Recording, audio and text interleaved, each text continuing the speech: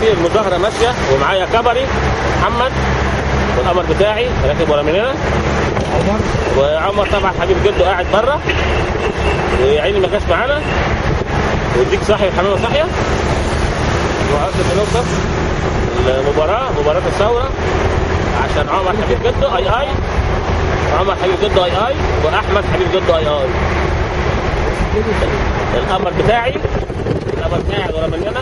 مش عايز يصور وصورته غصب عنه. بقول لك ايه؟ ايوه خش على الكتاب خش على الكتاب يا عم خش على الكتاب نصور يا عم لا احنا كده واصل ادي بقى صور نمشي يا ابني نصور اهو ونشوف كده وبعد القمر بتاعنا القمر اللي ورا داخلين على المنطقه الشماليه اهوت ده بتاع المنطقه الشماليه دي المنطقه الشماليه هي الدبابات قدام مننا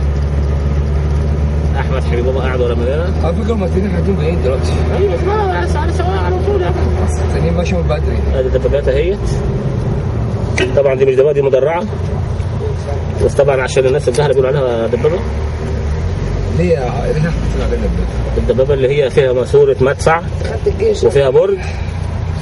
اما ده فيها برج لا دي فيهاش برج يا استاذ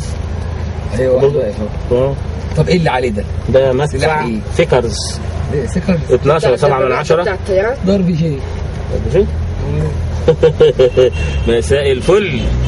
انت مساء الفل معلش السنه ما دخلتش الجيش انت ما دخلتش الجيش صح انت كنت كاتب في الجيش هم ايوه وصلوا يا عم اهو مش وصلوا ده ناس معاهم عربيتهم راكبين بس مش عايز اركن هنا بس الدنيا هنا هتبقى زحمه جدا طب هركن جوه بقى عارف الله ماشي اركب عشان نطلع على طول على البحر كلام جميل اركب في اي حته يعجبك طالما القمر بتاعنا قاعد ورا مني مش اشكال احجز مكان بقى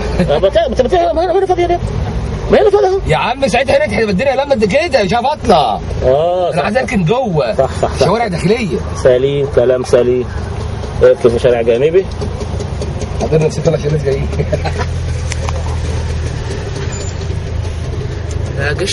الجيش فين يا احمد؟ الجيش فين يا قمر؟ موجود ايوه فين يا قمر يا حبيب بابا فين احمد بقول لك صورني انا بس احمد صورني لا بيضحك في الصوره اهو القمر بتاعي بيضحك في الصوره اهو انا بصوره يا نهار ابيض البس الكاب فين الكاب بتاع عمر البس طيب البس